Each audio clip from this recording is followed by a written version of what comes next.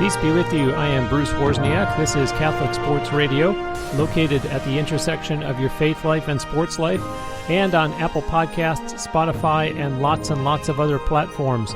My sincere thanks for listening. Do please help me spread the word about this show. I'm always glad to see more people discovering it, but I do need help in bringing more people to Catholic Sports Radio. I would greatly appreciate if you would tell others to listen in as well, whether they are Catholic or not, and whether they are into sports or not. Hopefully you've been listening long enough to know that there are really moving stories and helpful lessons coming out of the conversations on the show every week that very well just might be what someone needs to hear. So I'm grateful for whatever you can do to bring more and more listeners to this ministry community. The show website is catholicsportsradio.net, where you'll find lots to engage with, including logos to click on to follow the show on Facebook, Twitter, or Instagram. I do love hearing from listeners, so please feel free to get in touch through any of those platforms or by sending me a message through the contact section of the website.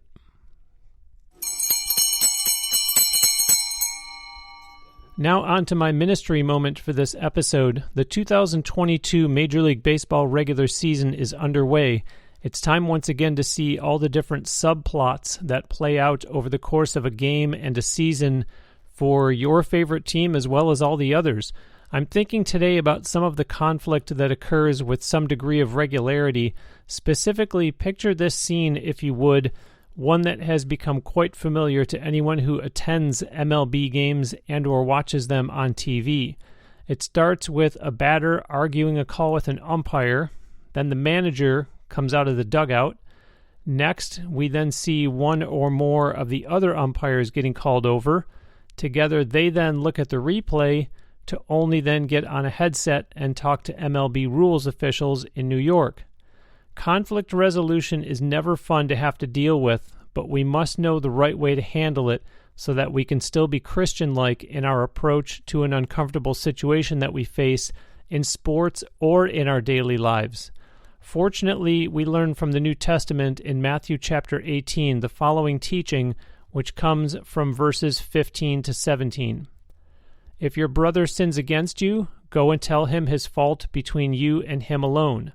If he listens to you, you have won over your brother. If he does not listen, take one or two others along with you, so that every fact may be established on the testimony of 2 or 3 witnesses. If he refuses to listen to them, tell the church. If he refuses to listen to even the church, then treat him as you would a Gentile or a tax collector.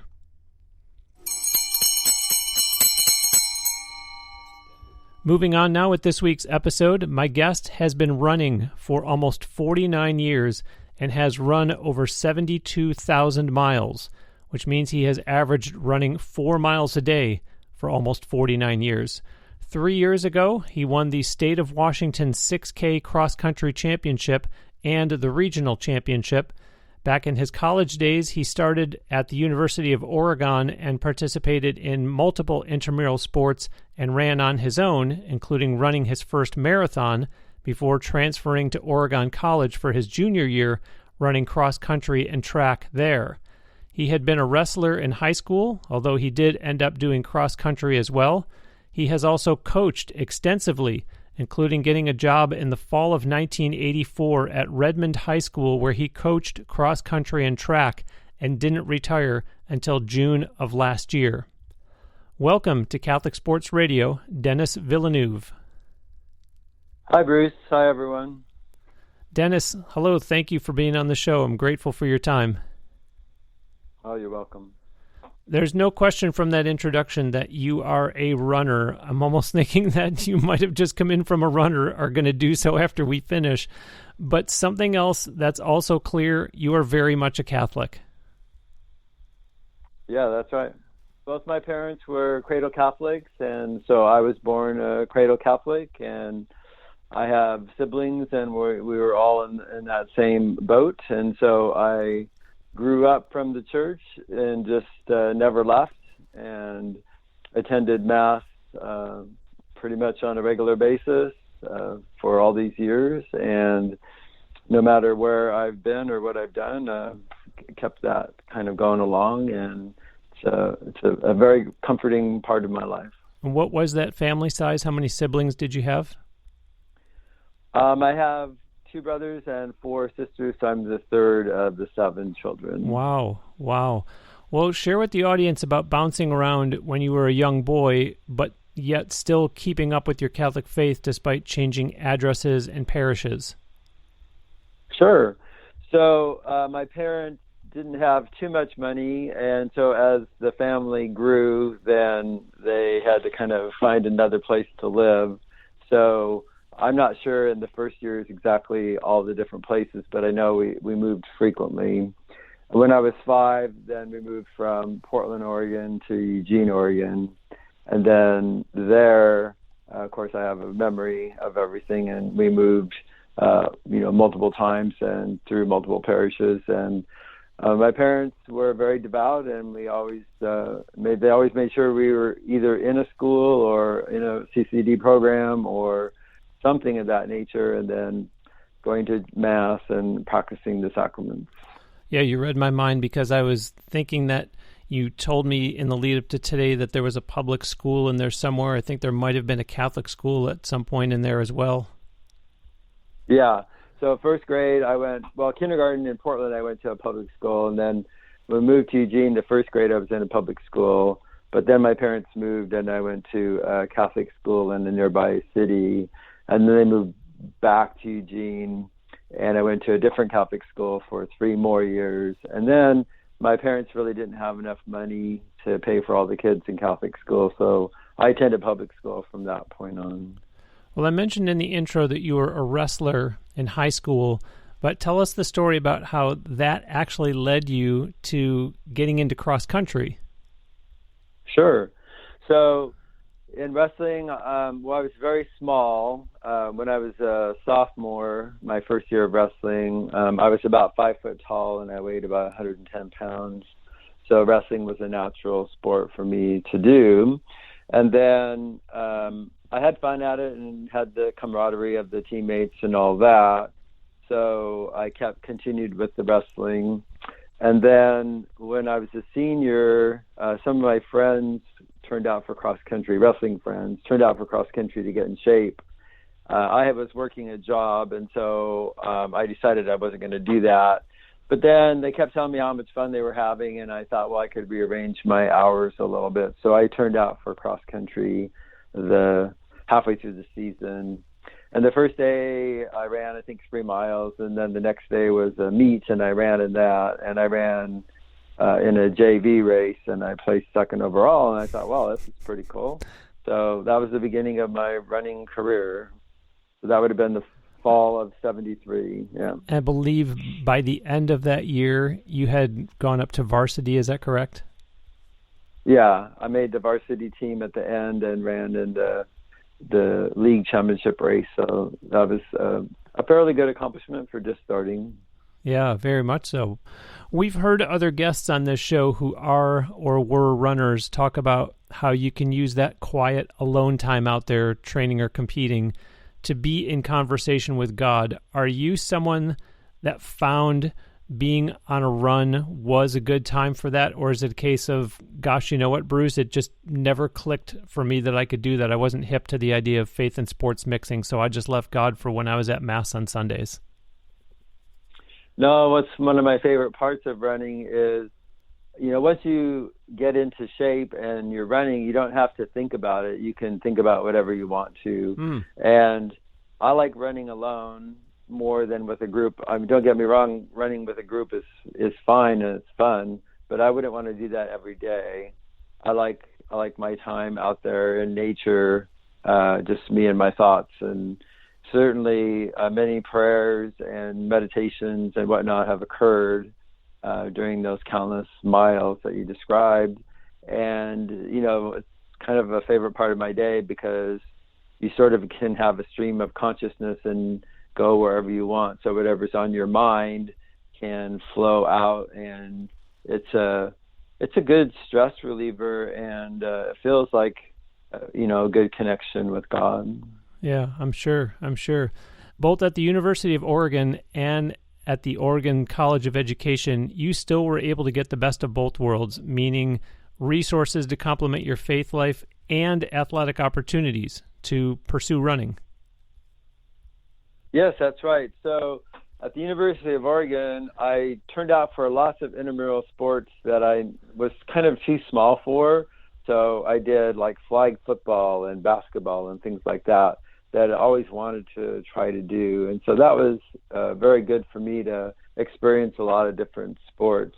Also, at the University of Oregon, they also had intramural cross country and track and field, believe it or not. So I got to do those also. And I was so early in my running career that the University of Oregon is one of the top programs in the nation. So I wouldn't have been good enough, to make their team. But I just kept running on my own, which I enjoyed. And then they had a Newman Center at Oregon, and so that was fun to go to meet like-minded people. And I wasn't too much into the frat sorority party scene or anything like that. And so it was nice to have a place to go to meet with people that were, more like-minded, like I said, and more in tune with the things that I was interested in. And then when I transferred to Oregon College of Education, because it was a smaller college, then it allowed me the opportunity to compete in both cross country and track and field there. And then they also had a very nice Newman Center. It was even smaller, more intimate because just a fewer number of people. And our priest there was wonderful, and he was actually presided at my wife and I's wedding. Oh, wow. Very nice. In life, so, yeah, very that nice. Was cool. Well, folks, Denis shared with me his date of birth, which I'm assuming means he's okay with you knowing his age, which I think helps add context to the accomplishments that he continues to rack up as a still active runner.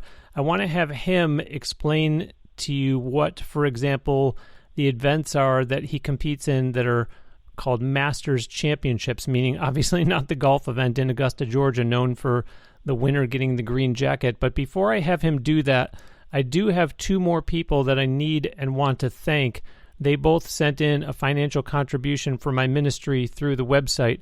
One is Tom Fox, who was the guest back on episode 158, and the other is David Perez, a listener from Las Vegas.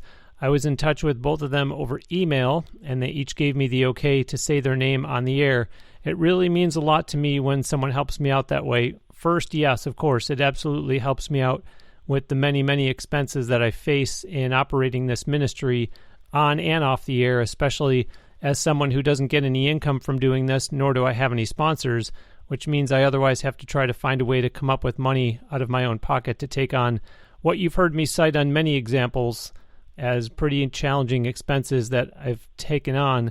Another reason why it means so much to me, though, when someone makes a financial contribution to Catholic Sports Radio is because it tells me that you find value in what I'm doing and that you enjoy Catholic Sports Radio and that you're getting benefit from listening to this show each week, whether that's a personal spiritual benefit that's helping your faith life or maybe just enjoyment, entertainment, but it's meaningful to you. That goes a long way with me to know that there is a place for this type of programming and you want to see it continue. Even though Lent is over and we won't be hearing calls anymore from our priests about prayer, fasting, and almsgiving, the church is always encouraging us all to prayerfully consider what we're doing in terms of tithing, which is where I would ask you to kindly consider supporting this ministry. Just as Tom Fox and David Perez did, you can easily use the blue Donate to CSR button on the homepage of CatholicSportsRadio.net to send your contributions securely online in whatever amount you wish. You put in what you're comfortable with. There's no drop-down menu of predetermined amounts for you to choose from. Alternatively, as some folks have chosen to do instead, you can get in touch with me through the contact section of CatholicSportsRadio.net to ask me for the mailing address where you can send a check. I'm happy to say the name on the air of anyone who makes a financial contribution to my Catholic Sports Radio ministry, or as some have asked me to do, you can remain anonymous.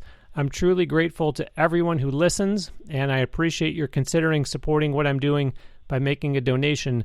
I'm blessed to be called to this, and I'm committed to giving back with my time and talent and working to move more people closer to Christ through Catholic Sports Radio. Denis, back in 1996, you became a Masters runner, and have been making top 3 finishes since the following year, 1997. Explain to the audience all about that classification and those events. Sure. So, Bruce, there's different kinds of racing involved with runners. Cross country means it's a fall activity normally, and you're running over a variety of terrain. And then you have indoor and outdoor track, which seems fairly self-explanatory. Then you also have road races, and beyond that, you have trail and ultra running and all that sort of thing. Wow. So in my younger man's days, I was a good runner, but there were so many other good runners. I don't know if you remember, but back in the 70s and 80s, there was really a high running boom, and lots of people were pretty good. And so I couldn't really place that high in any given local, state, or national endeavor. But according to the USATF, United States Association of Track and Field, you become a master's runner when you turn 40. So I was born in September of 56. So in September of 96, I turned 40. And so then I'm only being compared or measured to other runners of my age. And the way distance running works is you peak sometime in your mid to late 20s or maybe into your early 30s for a longer distance. So then once you get rid of those faster people that you have to compete against, then it's easier to place higher. So what USATF does is they have national championship meets every year. And so you join USATF, and then you can go and compete in these races. And they spread them around the country, and they have cross-country championships, a couple of those, different distances in the fall, winter time, indoor track in the late winter, early spring, and then outdoor track in the summer. And so I've gone to some of those and competed and sometimes done pretty well. And the club I belong to out here in Washington is called the Club Northwest. And we have a pretty strong team, so it's fun to be on a team of guys, like, for example, in a cross-country race. Because that's the best part about cross-country. Cross-country is being on a team and then having your team compete to try to do as well as they can. Why do I think that with the Masters that it's kind of 5-year increments? So you're competing, say, against 40 to 45-year-olds, 45 to 50, 50 to 55, and so on. Do I have that correct? That is correct. Although what happens is in some cases, depending on the situation, they might say all 40-year-olds. They might do 10-year brackets sometimes. But individually, that's for a team more than an individual. Individually, for a U.S. ATF championship, it would be a 5-year bracket. So since I turned 65 in September, now I'm in the 65 to 69-year-old bracket. And so that makes everything easier because I only have to race people in between those ages, 65 and 69. Got it. Well, by no means do I want to overlook all the coaching that you did in your sport as well. My gosh, hired in fall 1984 at Redmond High School, where you coached cross country and track, and didn't retire until June of last year. You obviously had the opportunity to help lots and lots and lots of student athletes in their running career, and I have a hunch that you're going to tell me that even though it's a public school, you still were able to impact them in their personal lives to become better people and not just athletes. Oh, correct. So my focus in coaching was always the healthy mind-body connection.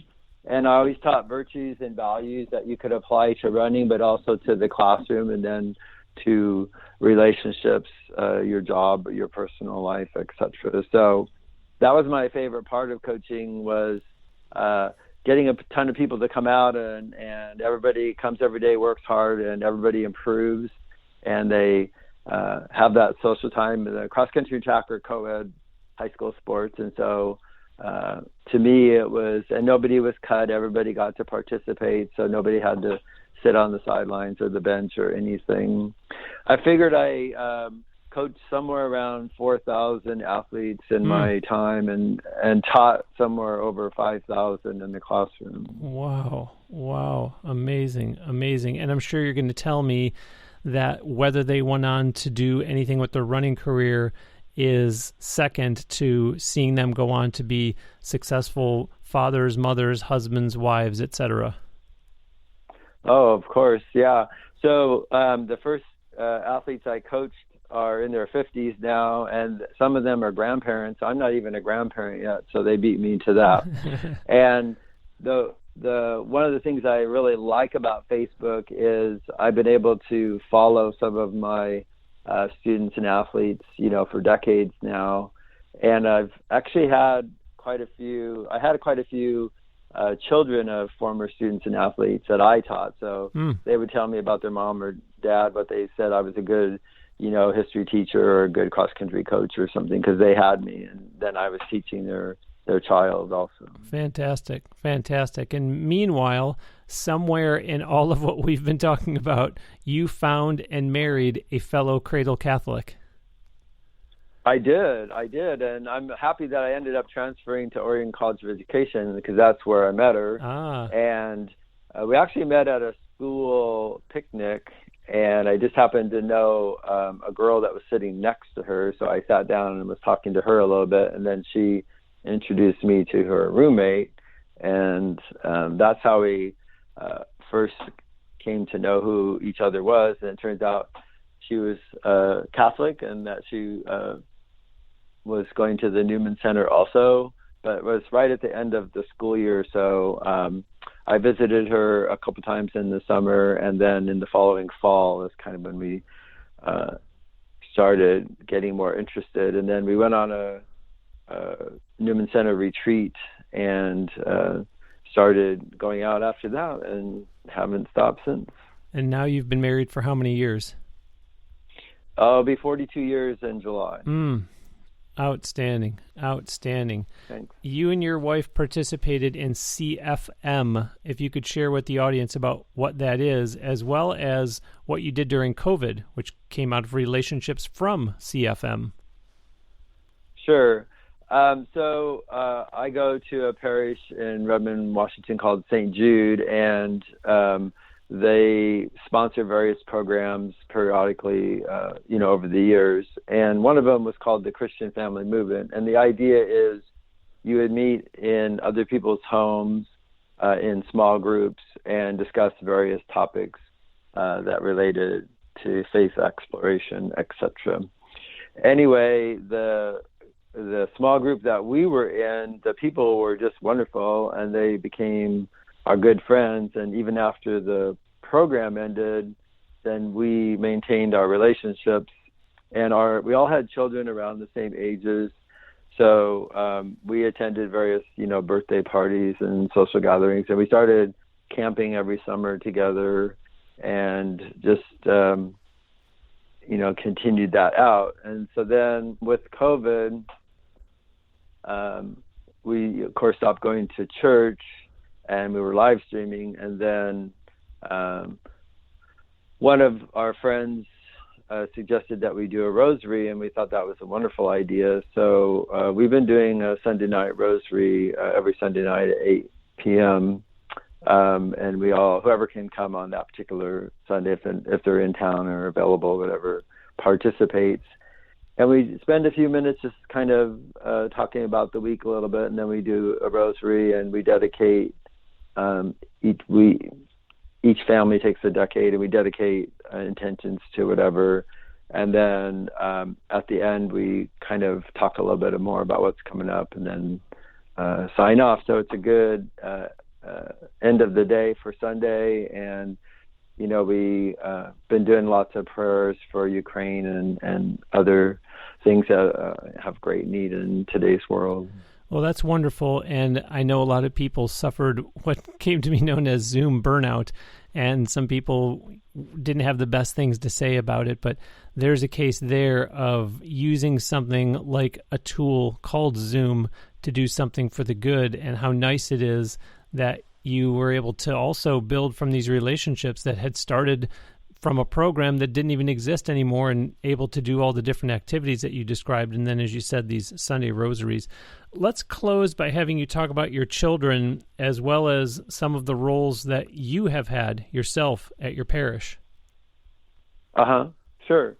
So my wife and I, we have 3 children, Andrew, Nathan, and Melissa. And we actually, interestingly enough, didn't have any children for the first 7 years of our marriage, and we didn't actually practice any birth control. We did the natural family planning. So that was, most people don't believe us when we tell them that, that's what we did.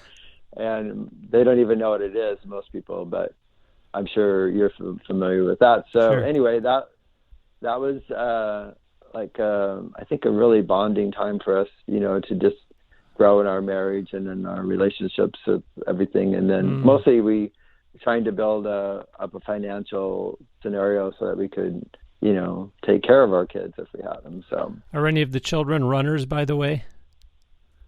The second 2 ran 4 years of cross country and track with me, and were team captains their senior year, voted on by their peers. So that was really fun.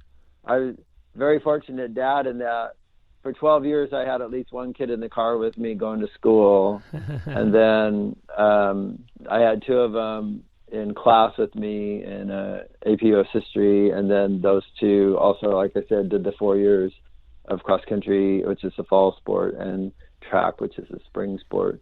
So I got to spend a lot of time with my teenage children that, probably most parents don't even come close to. Yeah, that's wonderful. But please continue. I know you've had a lot of different roles within the parish. Sure. So when we got to Washington in the summer of '82, and we went to a local parish in Bellevue, but then we bought our house in Redmond, and there was a parish just a mile away, a pretty new parish, St. Jude, and so we joined right away, and we had a wonderful pastor, and it was a great community. And so, my wife and I are always involved in wherever we are, and so I joined the choir initially, and she became a Eucharistic minister, and then I did the choir for a while, and then I decided I'd rather lecture. So I've been lecturing for like 30 plus years. And then I did a bunch of other stuff with St. Vincent de Paul and the Parish Council and RCIA. And my wife did Sunday school, CCD, and all those kinds of, even the nursery, helping, during masses with the little kids that would be unable to sit through the mass and so forth. So we've been on church retreats. We've done just so many different things, over the years. So, it takes committed people to run a parish. It can't just be coming to mass on Sunday. So we're very much involved. My wife always makes stuff for funerals, and we're always chipping in one way or the other. We have the safe parking people now, so we go up there and help them, and take them gift cards and food and different things. So we're always putting around somewhere doing something. My son Nathan is an Eagle Scout, and he did the benches for our nature Stations of the Cross thing in our little forest by the church. So we're always getting into something going on up there. Just wonderful. Just wonderful. Denis, it's been great having you on the show. God bless you and your family, and a couple months early, but congratulations to you and your wife on 42 years of marriage. Just beautiful.